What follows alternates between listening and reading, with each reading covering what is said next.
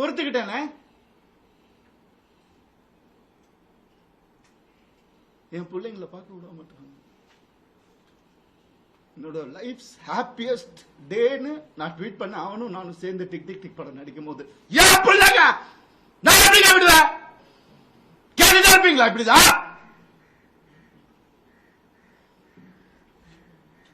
50 லட்சம் ரூபா தெரியுமா?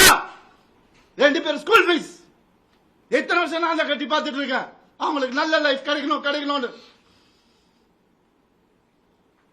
குழந்தைங்க பத்தி என் பாசத்தை பத்தி பேசாதீங்க. உங்க யாருக்கும் எதுவுமே தெரியாது.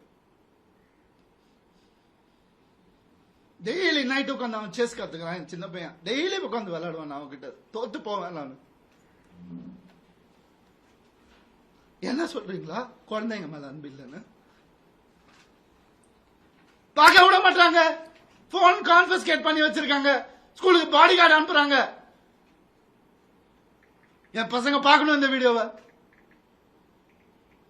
தெரிச்சு தானே ஓடி வந்தேன் நான். அந்த லைஃப் பிடிக்கலன்னு இத்தனை நாள் இருந்தால அப்பெல்லாம் தெரியலையா? நான் அப்பெல்லாம் பார்த்துக்கல. எவ்வளவு கோடியில வீடு என்ன கேளுங்க போய் வெளியில. ஈஸியாரே சொல்லும். யாருக்காக? எல்லாம் அவங்களுக்காக தான் நான் பண்ண. இருக்கும் போது பாத்துக்க முடியல. நான் இல்லாதப்ப மூடிட்டு இருக்கணும். ஒரு குழு அமைச்சு இவங்களை இப்படி காசு கொடுத்து இவங்களா அப்படி எனக்கு தெரியாத அதெல்லாம் பண்றதுக்கு பிறந்து வளர்ந்தவன் சொல்லி கொடுத்ததே நான் தான். ஏன் தெரியுமா நான் திரும்பி வந்தேன்